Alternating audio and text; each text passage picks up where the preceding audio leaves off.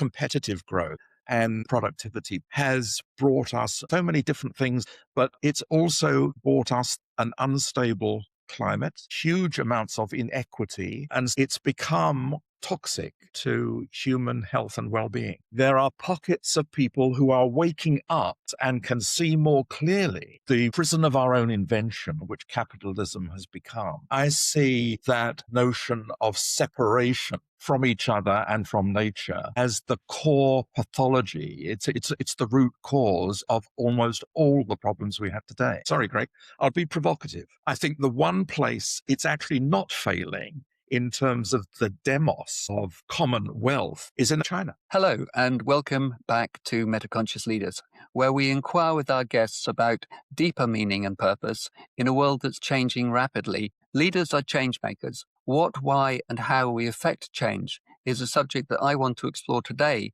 with someone whose experience of leadership and business is unusual for its enormous breadth and depth globally. My guest today, I'm delighted to say, is none other than Dr. Richard Hames. Richard is an Australian citizen, educated in the UK and Europe, residing in Asia. He's garnered an impressive array of accolades, including a French government scholarship, a Leverhulme European Fellowship, the Mondadori Professional Fellowship, and the inaugural Lord Attlee Fellowship. He's a polymath and holds doctoral degrees in music, medicine, and computer science, and most notably became a Fellow of the Royal Society of Arts in 1994 and a Fellow of the World Academy of Art and Science in 2004. His commercial achievements as a transformative influence are too many to list here, I'm afraid, but his global influence is evident through strategic advisements to governments, institutions, and multinational corporations across the USA, France, UK, Australia, UAE, China, Africa, and beyond. His mentorship has extended to presidents, heads of state, entrepreneurs, and CEOs. He's also a prolific author of titles that include The Management Myth, Manmade, and recently, Stewardship for the Greater Good, which is a book which we shall be discussing today. So welcome, Richard, to Metaconscious Leaders, and thank you so much for putting time aside to be our guest today. It's my pleasure, Greg. It's good to be with you. Thank you. So you're sitting there in Bangkok. So a little later in the evening for you. Thank you for giving us your time at this time of day. That's a pleasure. Can we start by lifting the lid a little from a personal perspective, Richard? Your life is rich with experience and insights that span the globe over many decades and several different disciplines. Is there a particular thread that comes to mind that's been continuous through your life that's kind of brought you to this point? It's either something that drives you or something that pulls you forward, because you've been active over a significant breadth of activities and countries and so forth. Yes, there is, and it was a very precise moment, a day before my 13th birthday, when I was lying on the South Downs, looking over Cookmere Haven, feeling very lonely and homesick for Australia, and trying to remember the scent of peppermint gums and the sounds of the birds and the whole synthetic experience of Australia. And it was on that day that I realized that in spite of the fact that my education was absolutely brilliant, I went to King's School Canterbury, and the teaching was remarkable, and I was learning a lot. I realized that it didn't impact me. It was as though my head was being filled up with fact and dates and figures, and that all the problems of the world had been solved, and I was being gradually inducted into what it meant to be human. And it was on that day that I decided that that was not good enough for me, that I wasn't prepared to go down the usual path of developing a career, although I didn't realize it exactly at that moment. What I did realize in that moment was that I wanted to live what I termed an exceptional life. I wanted to explore, I wanted to discover, I wanted to travel, I wanted to do lots of different things rather than just one thing. So you'll remember Sir Isaiah Berlin's separation of foxes and hedgehogs, where the fox knows a little bit about a lot of things and the hedgehog knows an awful lot about just one thing. I wanted to be a fox, and it was the day before my 13th birthday. And that if there's a thread that's continuous throughout my life, because I've been very opportunistic, it's been that. You say opportunistic. It strikes me when me looking at my life, it's like serendipity and synchronicity. It's like opportunism. It's like opportunities arise in peculiarly synchronistic ways at times. But they do if you're open to see that. I think a lot of people aren't open to seeing it because the propaganda around our life is, or the messaging in terms of who we are and what we need to be and how we fit in, I think, constricts what is possible. Yeah. And I think this is a kind of thread that's going to go through this conversation as well, which is what is really happening, what else is happening other than what's going on in our own perception. You're quite well known for your predictions. I think you well known for predicting things like the Twin Towers disaster and other things like Ukraine war and so forth. But Richard, this is not going to be a conversation about prediction. I will not be asking you for your prediction of the future. I think this is more about how do we prepare for the future. It's more about what, why, and how, which are the sort of questions that I want to focus on today. And I think a lot of those start to come out in the book that we can go on and talk about now. Stewardship for the greater good, navigating our collective future. You've been around the world numerous times, advising banks, entrepreneurs, governments for decades. Why stewardship? Why now? Yes, that's a good question. And it goes back to the first book I wrote on leadership, which was actually my third book, which was called The Five Literacies of Global Leadership. And that book was written after about 8 years of action research, where I was working with some of the brightest and best in business and government around the world, just extraordinary people. And it was actually one of my colleagues who said to me at the time, Richard, have you noticed that what we're witnessing every day in working with these people doesn't bear any relationship at all to what's in the literature in terms of leadership? And I realized he was correct. I also realized that what we call leadership, which has been woven around this notion of the individual hero, the visionary, the remarkable person, usually male, is actually false. And that leadership that we were seeing was a shared phenomenon. It was a collective experience where, yes, occasionally there would have been a front person saying it's this or we're going to do this. But in the main, the essence of it was a collective experience. And so I started trying to redefine leadership. And over the years, I've come to realize that trying to do that is fraught with difficulty because there's so much baggage attached to language, and that kind of language in particular. And so over the intervening years, I've tried to gradually wean people off the idea that leadership, as traditionally understood, conceived and understood and practiced, is actually not much use to us at the moment. And we've got a vacuum of it anyway. And what we need to start doing is understand what that collective experience really means in terms of how we relate to each other and how we relate to the earth and the incredible planet we're living on. And I tried to find a vocabulary that better fitted that idea of working together to improve one or more aspects of the human condition. And that's how I defined it. And you couldn't use leadership in that context because it's so embedded, so entrenched in that old paradigm. So I thought stewardship is a better, or custodian, or guardian, or curator. I mean, there are so many different terms one can use. I just happen to think stewardship, especially stewardship for the greater good, was the best term to use. Yeah, I wrote a piece which was Guardians of Wealth. So it was along the lines of it's not how much money you've got that is the issue. It's what we do with the wealth that we have. And if that is being simply focused on more growth and more growth and more growth, and it's not available where it's needed in society and across the world. And so one ends up with a huge amount of wealth being, serving its own purpose rather than serving the whole. And as a consequence, more and more of the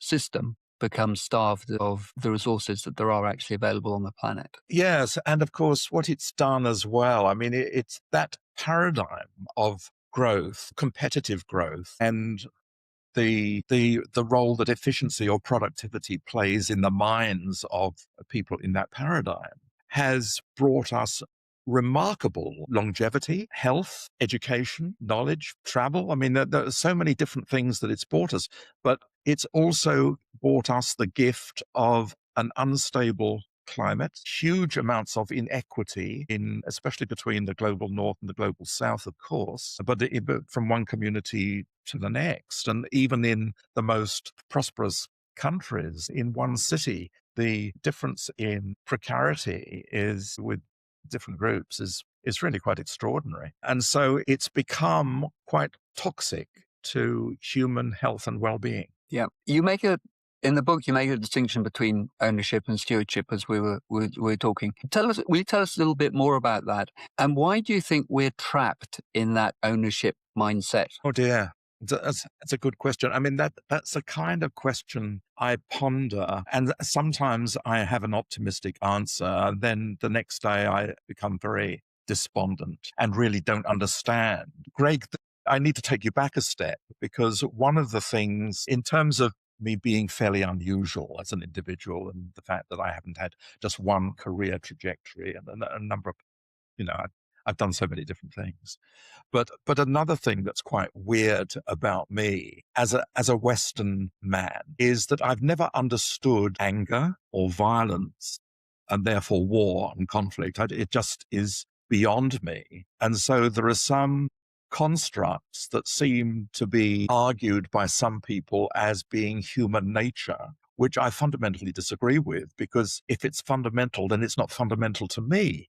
And other, other people I know and love. And so I don't really know what holds us to that particular paradigm, except for what is clearly visible. One of those things is the way power is used today and or not used. The same with wealth, how wealth is used or not used. And this obsession, which dates probably from the European Enlightenment, of self-interest being a fundamental driver of the economic paradigm, which again, I just don't understand. The second thing, which holds everything in place, holds the status quo together, is the degree to which propaganda everywhere, I mean, it's not just within the West, it's all different kinds of propaganda all over the place. And now, of course, the propaganda you get through social media and the capture of our attention and the construction of outrage, because that sells, things like that, hold us more and more within a status quo that we can't seem to change. I do think, being a little bit optimistic, I do think that around the world now, there are pockets of people who are waking up to these facts and can see more clearly the prison of our own invention, which capitalism has become. And I see that as a growing movement of consciousness in terms of the leap of consciousness we will need to extract ourselves from the extractive paradigm. Yeah, it strikes me, Richard, that every civilization is based upon a shared meaning and understanding of the nature of the world, its worldview. And the one that's become prevalent and started in the West, but seems to have come to dominate activities all around the world, is materialism, and you referred there to the Enlightenment, which I always think is a bit of a curious term, given the word, what it means in other in another context. But materialist assumptions are essentially limited. They treat the world as a machine rather than as a living system. They lead to extraction, exploitation, short-termism, all those things that you mention in your book.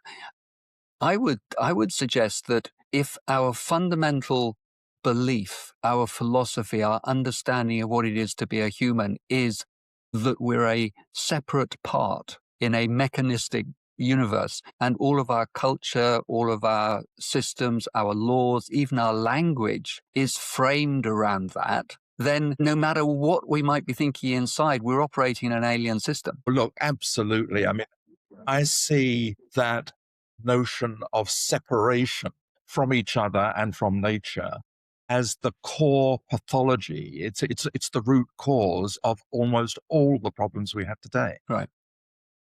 So is it thus the case that rather than tampering or tinkering with the bits, the deck chairs on the Titanic, that actually we need to sort of step back and even ask even more basic questions like, who am I? Who are we? What are we doing on this planet? What is our essential purpose from a philosophical point of view? Because that's where meaning arises in the first place, and on that we then start to build our other things. Does that, to any degree, unlock your puzzlement, if you like, as to why we're doing what we're doing and why we're locked in the ownership model, the ownership paradigm, as opposed to being more at ease with the guardianship or the stewardship? Yes, it does. I mean, everything relates back to story. We're a storytelling species. And so what the stories we tell each other are important because they define what we believe matters and therefore how we construct a life worth living. And so, yes, story, I think, is very, very important, which would the worldview, the shared story is one that needs to change. And we do need to find new ways of expressing the relationships. And those two in particular, the relationship, because we're all cousins, effectively. The human species is a family. And the fact that I suppose families have falling outs, but not to the extent of killing each other, I think that's absolutely fundamental. So what becomes possible if we make that transition, if we make that evolutionary step and raise our consciousness? I keep on coming back to Einstein's quote where he says that we can't solve a problem at the level of thinking that it was created. So we have to go to another level. And it's almost as if even our cognition has reached its limits, particularly with AI coming in on the scene. Go to a place which is almost beyond cognition, which for me is an area of consciousness. And it's embodying the being as opposed to just the doing. Yes, the embodiment is very important, isn't it? So what becomes possible, and I think you elaborate on this in your book, or the book seems to point to, what is possible when we step into stewardship rather than old paradigm leadership? Well, I think the thing to say, this sounds vague, but it's not meant to. I think anything becomes possible given the physical limits of the planet. And so for me, we have to discern if anything is possible, then what are the most important possibilities that we should be pursuing? And in order to move from what I call industrial economism, which is that paradigm we're in at the moment, that world system that you've defined and I try to define all the time, and what it does to us as human beings, I think we have to shift to a worldview of what I'm beginning to call ecority. Ecority is a made-up word in terms of ecology and security. So the security or the integrity that we find through the security of ecologies, of looking after ourselves, of caring for nature and the planet and each other, and of shifting our wants to sufficiency, because I think that's absolutely critical. Here I am sitting in Thailand, where the previous king here, Rama IX, was one of the key theorists around the sufficiency economy. But knowing what's enough and giving everyone enough to be comfortable and to live a life of fulfillment, I think, has to be part of the story that we need to start telling each other. I heard a couple of times recently that when you come from a place of wealth or power, equality sounds like oppression. What does, practically speaking, what might this mean for wealth?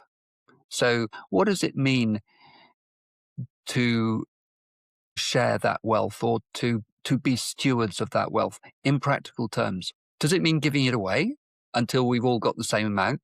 What does it mean? Well, if we're looking at the world system and the inequity in that system today, then the wealthiest in that system could give away 99% of their wealth and not even know it, not even feel it. And yet the impact on other people less fortunate would just be considerable. Now, the argument against that, of course, is the Protestant ethos in the West of work is good for you, and work is the main method of exchange, in terms of I give you my time and I put in my effort and you give me money so that I couldn't put bread, or in my case, rice, on the table.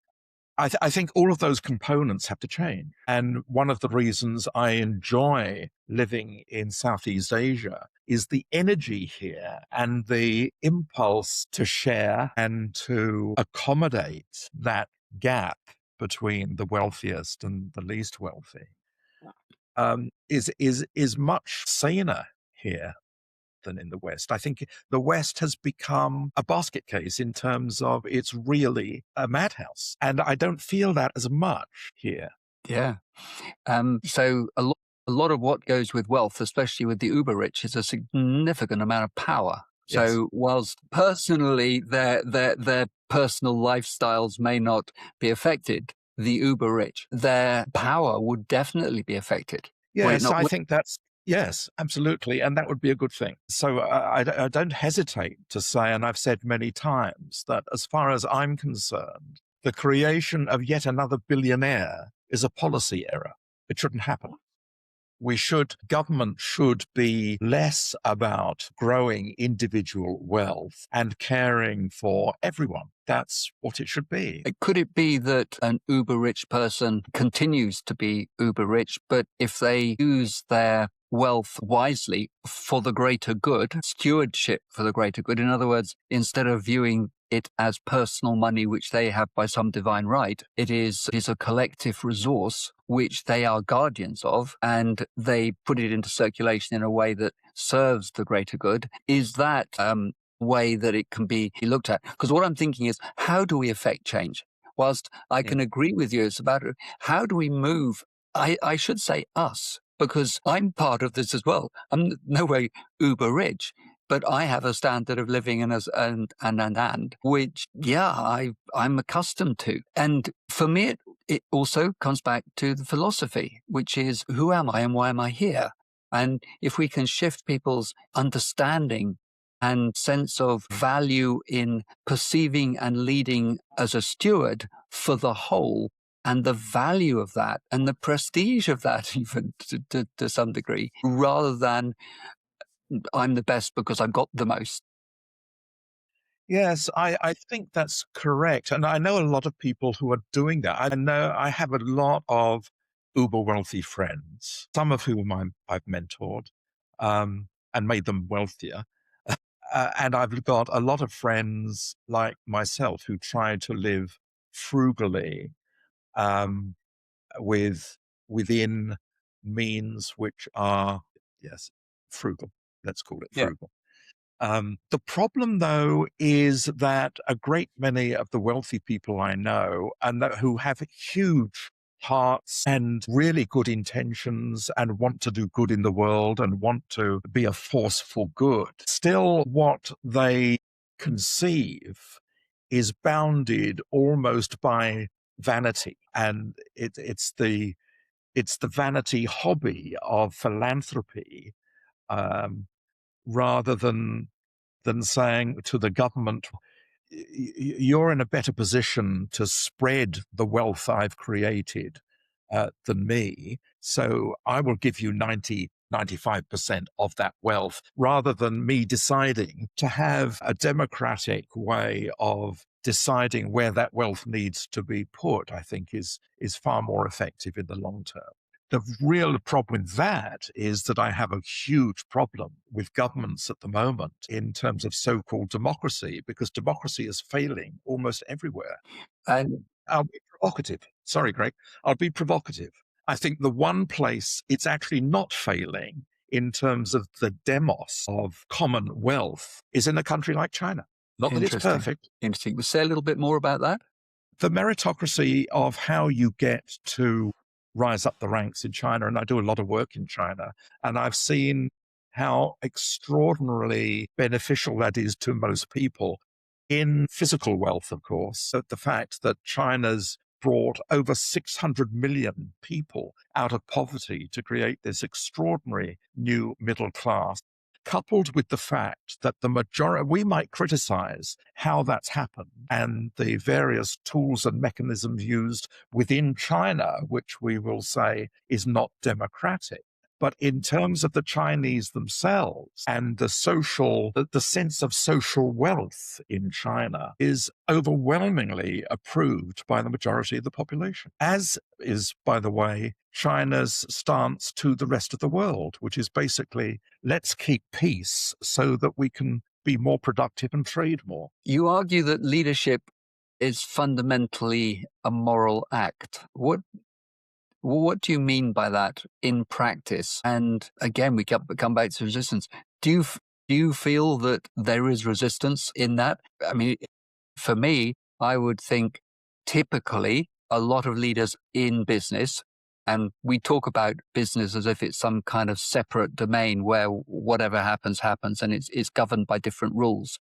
And we conveniently almost use it as a fig leaf for doing the unacceptable or the unethical. I think you're onto something. And I'd like to take us back to where leadership became a product. And it was after the Second World War when largely business schools were being formed in universities. And they realized, because they're really smart, and the major consulting firms like McKinsey's realized that leadership could be a product if they divorced it from management and it became something else. What they sold, actually, was an advanced form of management. And also, not just that, but management in the control and command paradigm, top-down control and command paradigm. So that's how leadership per se, under a lot of different labels, situational leadership, visionary leadership, there are so many different brands of leadership, but it's all the same thing. It's all under that same paradigm. It is not essentially flowing from a moral ethos. It's flowing from a transactional ethos, and morality doesn't really enter into it. And that's one of the problems. That's why stewardship, that shift to stewardship, is so important, because its source, its wellspring has to be a moral source. And it's that question, what does it mean to be human today or not? What does it mean to be human today in your mind, Richard? It means, in my mind, it means to be humble, to be connected, to listen rather than to speak. And that, bear in mind that the majority of my work is speaking, writing and speaking. And that could be taken as instructing and teaching, but I try to keep listening front and foremost in terms of my praxis of mentoring, for example. Mentoring to me is a way of listening and to shaping. It's the mentor-protege relationship that can be shaped rather than the coach's role of, here's a problem, you want my help, here's what you do, that kind of thing. So humility, connection, but the fundamental moral responsibility, I feel, of humanity is love. And to me, love is the most fundamental and most powerful driver in the world. And we try to divert away from that. We don't, especially white men, don't like using the language, so we use other terms, dress it up differently. But when it boils down to it, that's the major impulse and force in the world. There are two, love on the one hand and hate on the other. And at the moment, hate is winning. Or fear? Fear is better. Fear is better. So how do you seem to, this implies that at this point in time, there is a deficit of love within leadership or amongst leaders or amongst the practice, I should say amongst the practice of leadership. Because leaders themselves, they're just like you and I. We, as you said, it is the most prevalent and most powerful force on the planet. It's whether or not we use it and apply it or even think that it's relevant within a business situation. So how does leadership actually exercise its moral responsibility within a business? I think the people at the top of the enterprise have to find a chink in the paradigm that allows them to be different, to think differently, to become different. I remember being struck on a number of occasions, obviously, with mentoring so many extraordinary people. But there was one occasion early on in my mentoring practice where I was flabbergasted, and I was working with the CEO of one of the world's largest banks. This guy, macho, very successful, hugely confident, in the press all the time, giving the quarterly earnings to the market, to the analysts. And it was the second occasion I'd worked with him. And the key to mentoring is finding the right question to ask at the right time, which just unlocks something else. And you're never quite sure what that is. And I can't actually remember the question I asked, which caused this extraordinary man, extraordinarily successful, to stop in his tracks and look at me and then look away, and a deep sigh preceded by just a breakdown. He started crying and then sobbing violently, sobbing. And I just had to wait. And when I got him a drink of water, I mean, you do all the things that, a kind of embarrassed way you do to a person you really respect and admire. And you think, what have I said? And when he stopped long enough to pause and draw breath, he said, "I'm so sorry, but surely there's more to life than this. There must be more to life than what I'm experiencing." We started, that was an entry point. And in that bank, after that day, it gradually became an entirely different institution where months later, coincidentally, in a leadership meeting halfway around the world, I experienced, probably for the first time in my life in a corporation, genuine love between the people who were there working with me. It was extraordinary. And I think a lot of us are just trapped in the system. The system is, the world system is what's trapping us in what I've previously called, just a few minutes ago, a prison of our own invention. The problem is we've thrown away the key and we now don't know where to find it. So exerting or bringing more morality into leadership is really, it's taking leadership and say, well, it's not sufficient just to look after the bottom line and look after the responsibilities that I am on paper charged with fulfilling. But actually, it's to be much more visionary about it. The courage is to look beyond at the externalities, for instance. What are the implications beyond my responsibility of the things that I'm doing? And that takes courage. It does take courage, but most courage comes from looking inward and asking real questions of oneself. Is this what I'm doing really what I want to do? Is it living the one exceptional life that I have the way I want to live it? Do I want to be remembered for what I'm doing at the moment? Or is there something else that I would prefer my children, for example, and their children to remember me for? And we don't ask those questions enough. And that does take courage. The question I always ask the people, my proteges, the people I'm working with in terms of mentoring, and very often the people I work with in an advisory capacity as well, just on strategy, is if you're successful and you define success through wealth, through all the trappings you have, the car you drive, everything associated with those trappings. But are you significant? Are you actually creating the kind of impact you hoped you would create when you were a child, or beginning to understand who you were?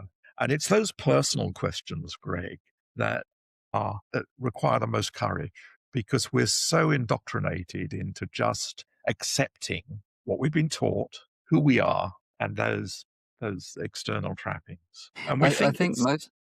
we think it's wealth, and it's actually not. I think that's where we become trapped in the system that is the external, the institutions, the culture, the norms that we all expect to comply. We expect ourselves to comply with because we believe everybody else is expecting to comply with them. I was introduced to this term pluralistic ignorance recently. If you heard that one, whereby if you have a belief, I may hold a belief in my mind, but if I believe that nobody else holds that belief, then I will conform to the cultural norm. And although most people or many people may think the way I think, we never talk about it. No, that's and right. So ignorance. Well, the power of the group is compelling. And this is one of the reasons, I suppose, that 13-year-old boy on the South Downs deciding that he would live an exceptional life resulted in distractions and random walks and real difficulties for my teachers at school because they didn't know how to deal with me. I became a heretic. But the life of a heretic is uncomfortable. I mean, one of the reasons I know that I'm sticking to my course is I feel discomfort a lot for various reasons. And if I become too comfortable, then I know I'm giving up the promise that I made to that 13-year-old boy. Which was to live an exceptional life. But that's also, I mean, I'm kind of reading between the lines here. It's about maximizing, getting the most, or giving the most, or making the most of the opportunity of life. Is that a way of Yes. putting it? Yeah, everything about life, not just a part of life, but everything about life. It includes health. It includes good nutrition. It includes friendship and love, relationships, connections, inputs, impacts. It's all of life. And I suppose if you were to ask me, what would be my last thought before I died? I would want to look back on that journey and say, wow, what an experience. I want to die thoroughly used up and with nothing left in the tank and have experienced so much that other people have experienced as positive and good rather than detrimental to them. Are you in service? Yes. Yes. I feel as though I've been in service to other people all my life. And I've been just recently, actually, I've been accused of not being a proper man by my ex-wife, coincidentally. But certain aspects of you're not, and she loves me for it, but nevertheless, certain things I'm not manly enough. And I don't regret that at all because I've been in service in a way that has been demanded of me rather in the way I wanted to impose. I was open to being guided by what that service was and what was needed. I have the same accolade, which is quite interesting. And it reminds me again of Einstein, who, when asked what the purpose of life was, he said to be in service. What else could it possibly be? Yes. It's like an obvious. But that comes back to the meta consciousness around that, for example, because I really do believe that if we're talking about the world system, the worldview which drives the world system, which is the trap we're in, the prison we're in, the only way out of that is a leap of consciousness where we can step back and see things more clearly instead of being seduced by the transactional and the instrumental and the routine. Yeah. How do we do that, Richard? Because that's exactly where the title of the podcast came from, Metaconscious, which is going to a higher level of awareness, of understanding, of perceiving the interconnectedness, the beautiful, brilliant, amazing, awesome implications of that interconnectedness and interdependence, not just with the rest of the human family, but also the natural world, the earth, the cosmos, the whole game. How do we change that? Well, How do we? It's not our responsibility to change, is it? It's like there is something bigger than I and you in this. But what is our contribution towards that evolutionary step that I think we are taking? And many people, apart from, many others also believe that as well. I think also, by the way, before getting onto that, the issue very often is the people I'm working with around the world are thinking the same as us, except that they too are trapped by circumstances and really are asking the same question. What do we do about this? And you have to start, I think, yourself. I don't think you can try to do stuff to other people. I think you have to start with yourself and come to that realization, whether that's an epiphany or whether it's a slower process, that you come to the conclusion that you actually need to step into a different epistemology in terms of being able to understand who you are and why you're here. And there are different dimensions of that. For me, one of those dimensions is the spiritual dimension. I'm not at all religious. I tell people that I'm a Buddhist, but I'm actually not a practicing Buddhist as a religion, as a philosophy, yes. The interbeing nature of Buddhism, I think, is important. But I was brought up in the Church of England as a chorister in an English cathedral. And so I had Christianity rammed down my throat, but I no longer believe in gods. I mean, there are so many of them. You could choose more than 3,000 different gods that we've had throughout human history, and I don't think it's believable. But I do believe that there is a consciousness of the universe, or not? No, sorry, the cosmos. I believe the fact that there are trillions of universes, and it's the cosmos might be teeming with life for all we know, and it's all young. It's actually not old. The amount of gas we know from recent research into physics and into space that we know exists could be sustaining life in various different dimensions and throughout the cosmos. I mean, we're just a tiny speck. So I have to believe there is a consciousness that's not necessarily guiding us. It's not necessarily a godlike presence, but it is a presence nevertheless. And that sustains my belief that what we do in this life is of critical importance. It's not insignificant. It's actually very significant. And finding a way to step into new epistemologies as a prelude to understanding life differently from an ontological perspective, I think they're the two main steps we have to find in ourselves. Does that make sense? It makes a lot of sense. We get back to the question, what do we do about it? Now, I completely concur with you that physician, heal thyself. It's like it all starts here. How can I possibly consider what is right for other people and what is right for us when I have yet to understand what is right for me? And to answer that question, I need to have a better understanding of who I am and what I am and what my personal needs are, I suppose, as opposed to what my personal expectations are or what I've taken on from the culture around me.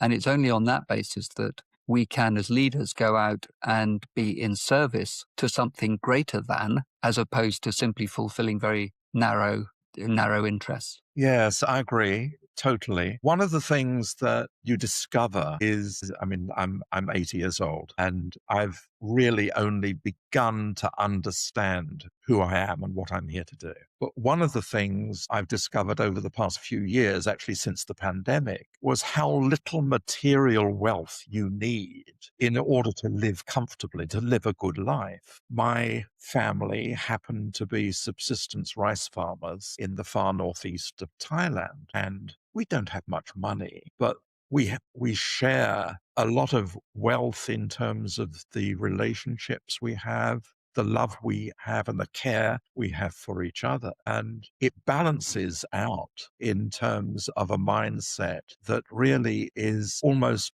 totally fulfilled by less and less material wealth. Governance is another thing you bring up in your book. It's another of the themes, I think, in Stewardship. Governance for the greater good rather than just for a narrow band of interests.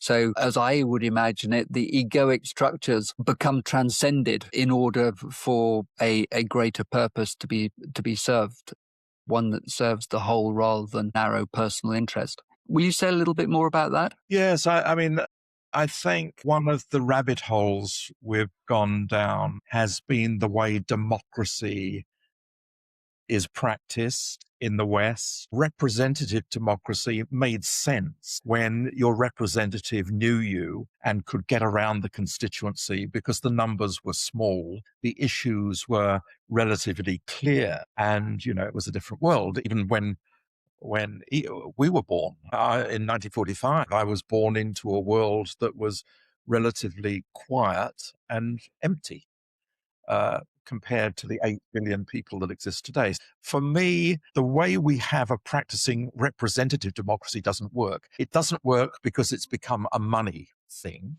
You need money to get elected. You then spend most of your time trying to stay in power rather than doing good in terms of policy. And you can spend your whole life as a representative with little of life's experience to back you up in terms of what really makes sense and what societies and communities actually need. So for me, the whole system of governments in the way democracy is practiced has failed. This is why I'm more drawn to the Chinese model that seems to still a kind of bastard case between pure democracy and a kind of state-sanctioned freedoms and social freedoms that China has. It's a balancing act, and it's not perfect by any means, but it's more democratic and it's more fulfilling and more successful in purely democratic terms than so-called democracies today. So I think one of the things we have to do in governance is to try and move to models that are more in terms of direct democracy. Democracy is precious. And so citizens' assemblies, citizens' juries, where decisions are delegated to the lowest possible level in terms of the community, and not everything delegated upwards for a central government to decide. Coming back to the question I asked earlier, which is about what does this mean for us? How do we act? What choices, decisions do we make to affect change? I read somewhere that you talk about systemic acupuncture, and I was, in terms of the way in which you act, you operate, you mentor, and I was wondering what acupuncture points you would prod in a government or in a corporate boardroom to affect some of the changes. Because as you say, it's asking the right question at the right time. It's making the right prod on the right acupuncture point at the right moment at the right time that gets people to recognize, realize, and make profound decisions that make real change, make real difference. Yes, when I was CEO of Centre for the Future, our proof of concept project was a project we called My Vote. And it was a fully worked out system for direct democracy in Australia. And there were 3 or 4 acupuncture points that were absolutely critical. The first was that if we're going to have representative democracy, because you can't just get rid of it overnight because it's so ingrained, then make it so that the maximum number of terms you can be a politician is 2. And then you go back to a life of citizenship. That was one acupuncture point. The point about that tool is that it's able to exist in complexity and patterning. And through the patterning, you can identify the most benign of intervention points that nevertheless change the energy in the entire system. So that was one of them. It was one of the most benign things we could do in the transactional system that exists, of governance that exists at the moment. There were a few others to do with media, for example, how the media was used, and money is associated with lobbying and things like that. But systemic acupuncture has been a very, very important tool for me. Not leverage, because leverage requires effort. Acupuncture is all about finding that right intervention point that changes energy. And what are the most effective points that you prod in a boardroom? The most effective acupuncture point in a boardroom is the chair. So working with the chair becomes important, and inculcating different ways of looking at how you chair the board. I just recently, I had a new relationship with a chairman, man, and my first meeting, I just listened, and he talked all the time. It was extraordinary, and people just deferred to him. A board of 15 people, they just deferred to him. So I took him aside afterwards, and I said, next time I want you to try something different. He said, yes, of course, Richard. What do you want me to do? And I said, I want you to listen and only respond to things other people say. Ask other people their views of what's just been said. And I want you to try and go through the meeting saying fewer than 60 words. And he looked at me as though I was inane, just stupid. He said, you serious? I said, yeah, I'm really serious. He's a fairly young guy. He said, okay, I'll do that. And he tried doing it, and he did a very good go of it. Afterwards, the board, there was some kind of coffee meeting, and so I didn't see them for about half an hour. He came back to me, and he had this huge smile on his face, and he was red. And he said, Richard, that was extraordinary. And I said, do you mean you're feeling good about it? He said, not just that. Yes, I'm feeling good about it. But everyone, they're talking about feeling liberated for the first time. Yeah. What did you expect? But within corporations, there are ways of making sense of the complexity in order to see the patterns that are creating the status quo, and then finding the acupuncture points that are relative to those patterns. And that's quite a practice, an art. And I suppose part of what you were doing there is in some way, well, acting as a mentor, as a coach, you are helping him to find the answer himself by doing Yes. something different. But in Yes. fact, it was much more profound than just not talking. There was an internal shift of understanding that there are a whole bunch of people here and that he was interconnected and there was part of it and there was a dynamism about the group, which he was previously unaware of because he felt that he was the chair and therefore he had to do all talking and he was the guy that led it, as it were. Yeah, he was suffocating conversation effectively. Yeah. But I've applied the principle of systemic acupuncture in very different ways. So, for example, but this is just an entirely different example, because the somatic experience of leadership, as understood, I think is very, very important. And I was called in to work with one very senior public service servant in Australia. And the secretary of the department, who was a woman, really valued this man's experience and expertise, decision making, but he had an anger problem. He really was incredibly angry. And I found out that his personal life was in tatters, and that was probably the reason. But in terms of trying to find a solution for him, it gave him, we went for a walk one day, and I picked up a pebble from the pavement, and I said, here, just put that in your pocket. When we got back to his office, he took it out. And he said, what do you give me this for? And I said, because I want you to try and feel when you're beginning to sense that you're getting angrier, because it's not sudden, you feel things boiling up inside you. I want you to go to that pebble in your pocket and calm down. Use it to calm down and think, give yourself time and count to 10, that kind of thing. But I want you to use that pebble to put yourself in a different space before you respond to the situation. And that's just a case of systemic acupuncture. It was one way of understanding him as a system and what was going on in that system and responding to it in a way which was benign, very easy, simple, not at all expensive, but worked. And kinesthetic. Yeah. And obviously, if you take that as the micro and you can scale that, you can scale systemic acupuncture to the global world system.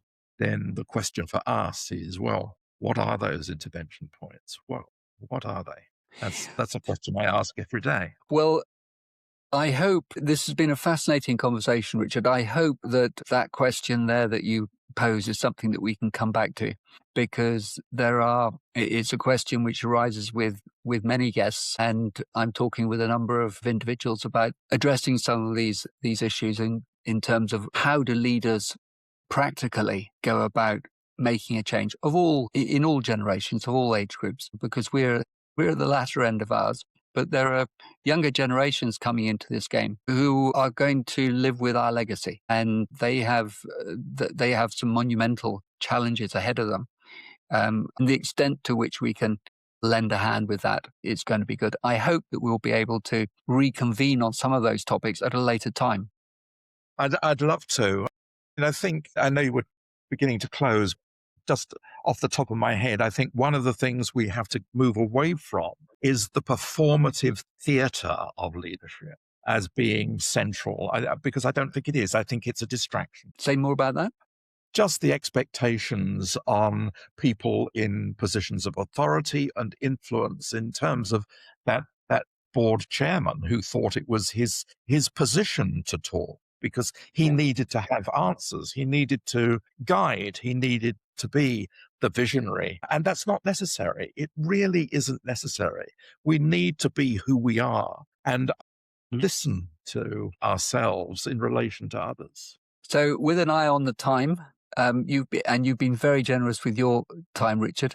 Thank you so much for this conversation. It's been brilliant, and I really enjoyed it. I hope we will be able to do it again on another occasion. I'd love to. If we were having this conversation in 20 years from now, what would you hope that we had the courage to do differently? I would like to see this world system of sufficiency where enough is what guides us rather than greed and avarice. Brilliant. And one question that every leader should be asking themselves right now, but probably isn't. Oh, that would be, am I really living the life that I thought I would be living? And am I the person I thought I could be when I graduated from college? Love it. Where can people find out about your work, Richard? Because I'm sure there are going to be people who are going to want to do that or contact you. And I'll put the links in the show notes. The website is richardhames.com. There's also a really interesting, because my book on AI, Greg, is going to be launched in the UK on Monday. It's called Teaching Silicon How to Feel. And it's not to do with the large language models. It's really about coding the next generation of world models that are moving more towards sentient AI. So there are various books people can read. I'm on a Substack called The Hames Report, and I'm the virtual activist on Patreon.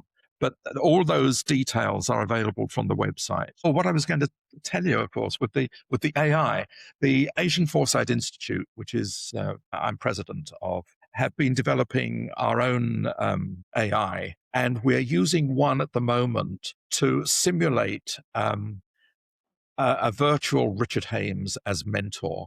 And you can chat to me and hold conversations in real time. It's still only in beta mode, so there's a gap between question and answer. But if you want to continue a conversation with me virtually, it's been trained on all my published work, and it's www.upgradethesystem.com. Interesting.